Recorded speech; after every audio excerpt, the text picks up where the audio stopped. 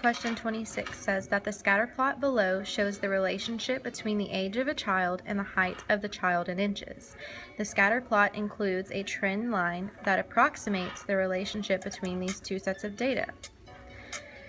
This graph shows children's heights. Down here I have the ages in years increasing by 1 at each point. Here I have my height in inches, and it's increasing by 2 inches every increment. The question is asking, based on the data presented in the scatter plot, which is the most reasonable prediction for the height of a 5-year-old child? Okay, so we know that this trend line would just continue going and going and going, so we could make predictions based on ages and heights. They give us the height, or they give us the age. They say, how tall would a 5-year-old child be? So they want to know the height, that's the question, and we're going to use the age to find it. On your STAR exam, you're going to have your reference materials and a sticky note. If you take that in, use those as your straight edge. Go to your age, which is this axis, go to 5, and use a straight edge to make a line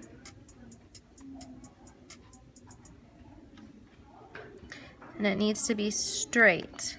This is hard because it's a clear edge that I'm trying to make sure is straight up against this. Let me make sure it's like parallel with this. If it leans, it's not going to intersect with the exact point.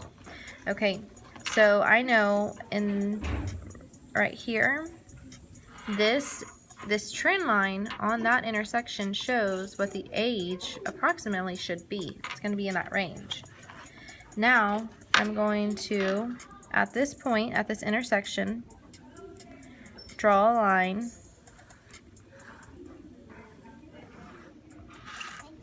Look at that, it's right on 42 inches. So what I did, I plotted this point and saw where it would intersect on my height. Now, my answer options, 40, 42, 44, and 46. These are so very close together. 40 is right here, 44, and 46. If you are not careful when you're drawing that straight line, you could easily tilt it and make that point here, which would be 44, or you could tilt it this way too far and make it at 40.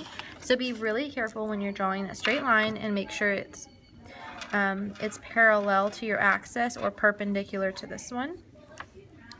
B is our answer here. It's 42 inches.